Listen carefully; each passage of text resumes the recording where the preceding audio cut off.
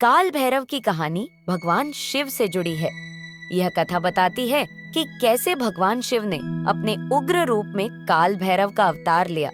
कथा एक समय की बात है जब ब्रह्मा, विष्णु और महेश के बीच इस बात पर विवाद हुआ कि त्रिदेवों में सबसे बड़ा और शक्तिशाली कौन है।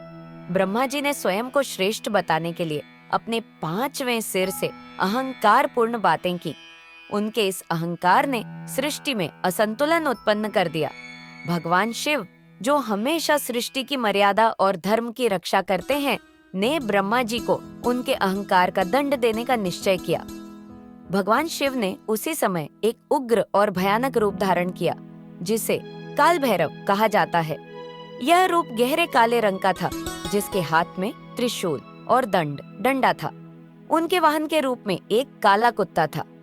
काल भैरव ने ब्रह्मा जी के 5वें सिर को अपने नाखूनों से काट दिया।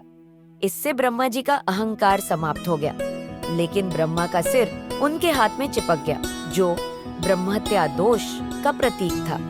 इस दोष को समाप्त करने के लिए काल भैरव ने कई स्थानों की यात्रा की। अंततः काशी नगरी वाराणसी में पहुंचने पर उनका दोष समाप्त हुआ। इसी कारण काशी को मुक्ति नगरी और काल भैरव को काशी का कोतवाल कहा जाता है।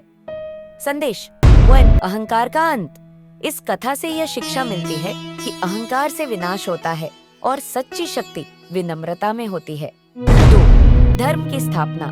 काल भैरव धर्म और सत्य के रक्षक हैं। 3. आत्मा की मुक्ति। जो व्यक्ति काल भैरव की शरण में आता है, उसे भय, पाप और मृत्यु के चक्र से मुक्ति मिलती है। काल भैरव के उपासना स्थल: काशी विश्वनाथ मंदिर, वाराणसी। यहाँ काल भैरव को काशी का रक्षक माना जाता है। उज्जैन का काल भैरव मंदिर, यहाँ काल भैरव की मूर्ति को मदिरा चढ़ाई जाती है। क्या आप काल भैरव के किसी खास मंत्र, स्तोत्र या पूजा विधि के बारे में जानना चाहेंगे?